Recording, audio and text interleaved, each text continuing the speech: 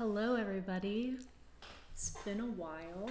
I've been getting several requests from different people that they want to hear a little bit about my residency and about the past month, really, because I didn't work. I only made art and really just enjoyed life. And I kind of want to talk about that, not because I want to talk about the residency, but I want to talk about what it feels like to come back from that.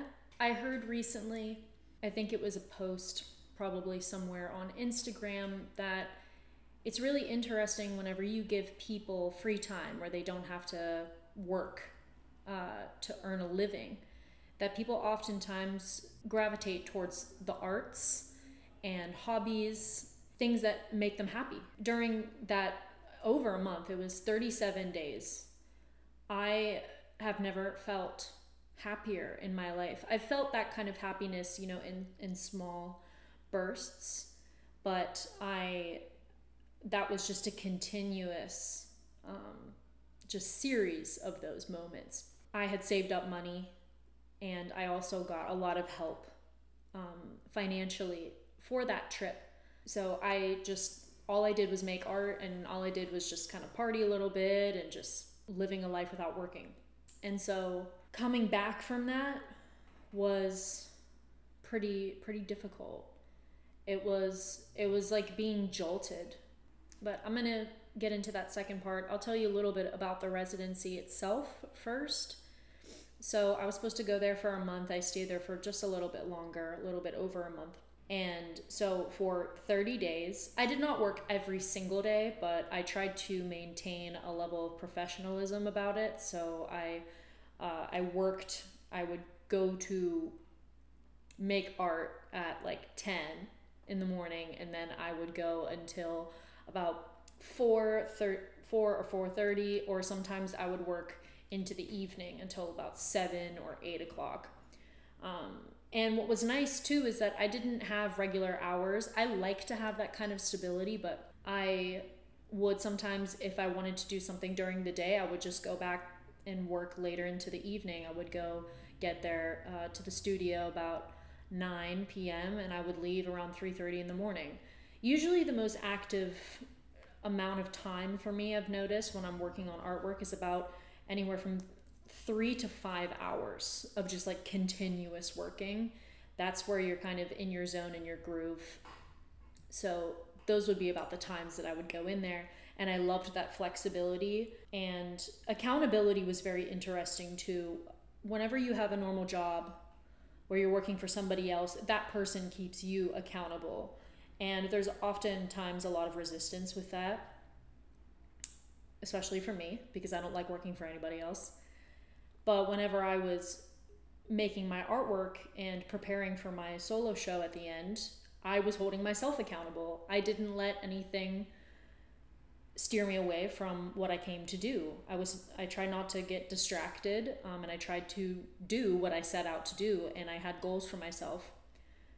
So I like that a lot more than other people telling me what to do, especially when it comes to busy work or productivity and things like that. I really don't like to take shit from anybody in that way. So holding myself accountable whenever you're doing, this is an existential conversation, this whole residency thing. Whenever you are doing what you want to do, you have your own business, or let's say you're an artist and you create art and you can make a living off of that, it's unlike anything else. You are the person keeping yourself accountable. You are the only person. You are making your dreams come true. And there's nothing more fulfilling than that. There's no better way, in my opinion, to make yourself happy. I have never liked the prospect of making other people's dreams come true, even if it's to gain experience or anything. I'd rather really struggle and have that experience myself and limit my interaction and energy that I spend on other people. So I'm not going to talk much about my artwork, really. The experience is what I really wanted to discuss in this video. The whole idea of working for yourself, not having a day job, saving up that money, and really having time to just do the things that make you happy. I don't I've heard so many conversations over the years about the government and luxury communism and things like this, where everything is automated in the future and human beings will just be able to, because they don't have to work, will be able to just simply do what makes them happy every day. And while I don't think the human race is dependable enough to actually do that, it certainly worked for me.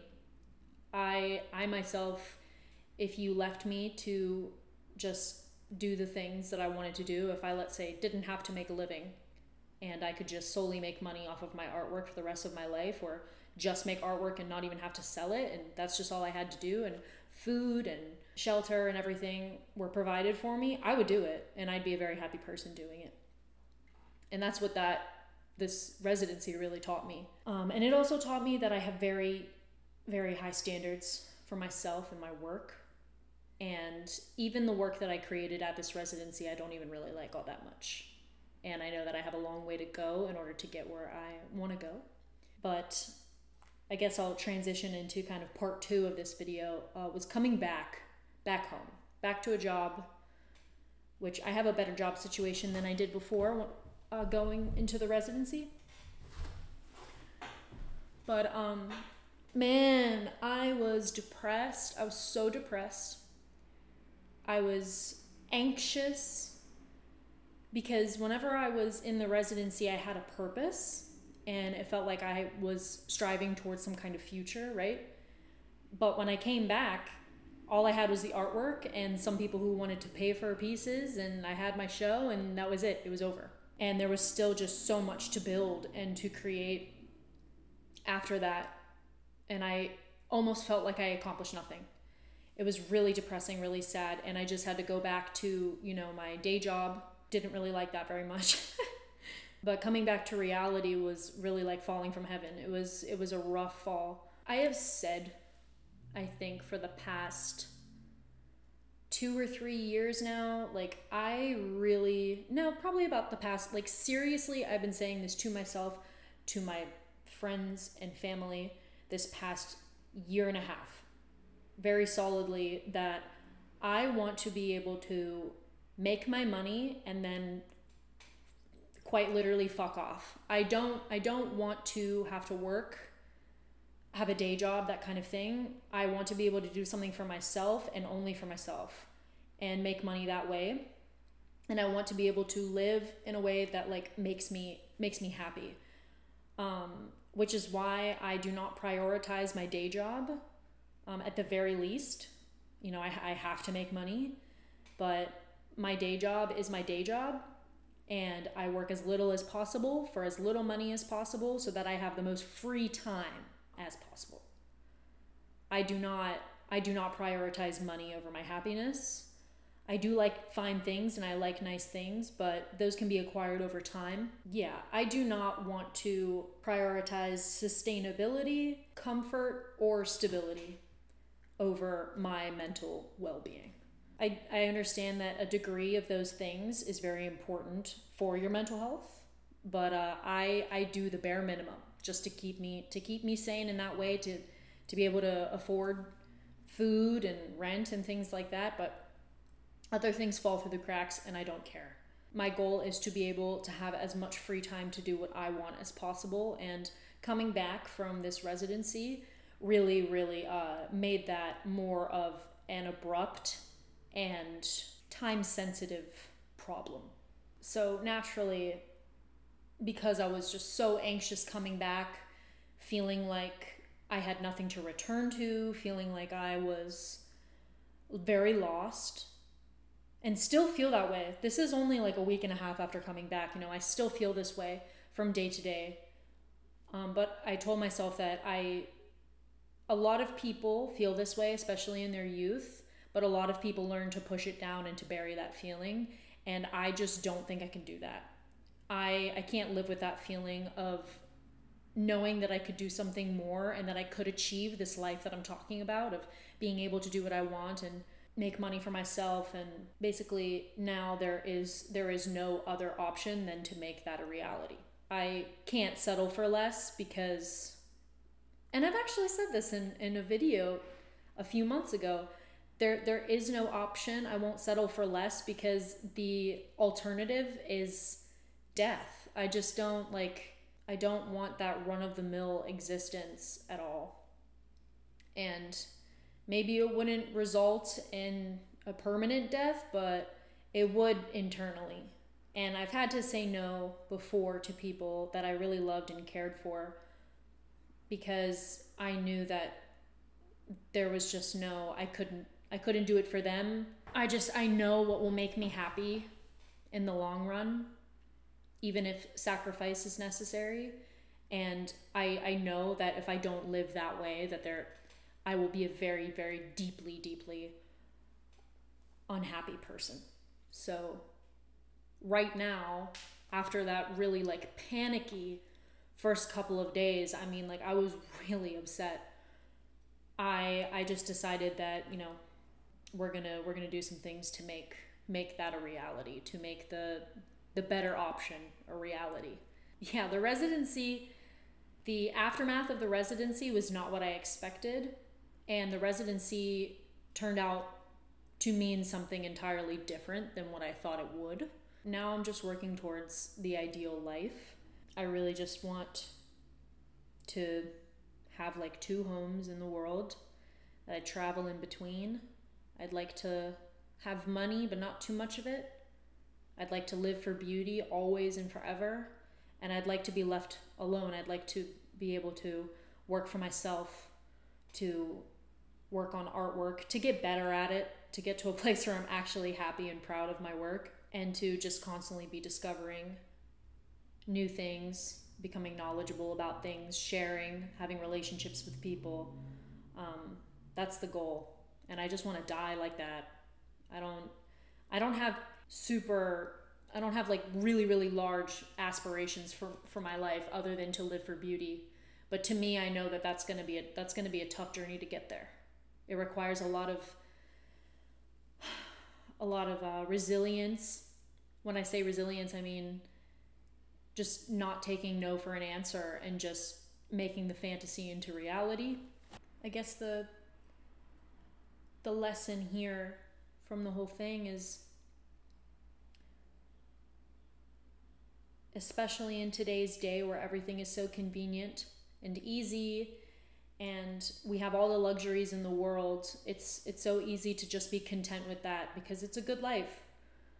But I'm not content with that. And I think it's important when you're young, you have those dreams that everyone says are ridiculous. And as you get older, it's easier and easier to think that yourself. And I'm just pleading with myself and with you all, do not let people make you think that. They just want to bring you down to their level too, so you can be a part of that community. And you should follow your dreams and you should make them a reality. It'll be hard, but it's harder living the other way, just in smaller doses each day. That's really all I have to say. Definitely a little bit more of an existential conversation than you guys might have been anticipating. But everything happens for a reason in life, so that's how I'm always approaching the events in my life. I hope that you guys liked this video. Of course, leave a comment below. Let me know if you've had similar experiences, or just comment on anything that I've said. Go off on a tangent. I'd love to read it. I haven't been very active on my YouTube channel recently, and I'm sorry for that, but life gets in the way, and sometimes I don't always want to make a video. Sometimes I don't really want to force it either. So the videos in the future, I suppose, there's no specific amount of time here, but the videos will come a little bit more sporadically. I will make videos when I want to make them, and there will not be like, oh, I'm posting on Friday anymore at 7 p.m. I will post when I have a good video to show you. So if you guys made it all the way to the end here, that's an important thing. I'm just gonna write that in the community post, but yeah, that's how I'm gonna be looking at this YouTube channel now. I won't be quitting it, but I'm not gonna be dedicated to it in the way that I have been in the past 3 years. So yeah, just a little public service announcement. Okay, I'm done talking. Again, I hope you enjoyed this video. If you're new here, please like and subscribe if you listen to me talk for this amount of time. And welcome, and I will see you next time. Goodbye.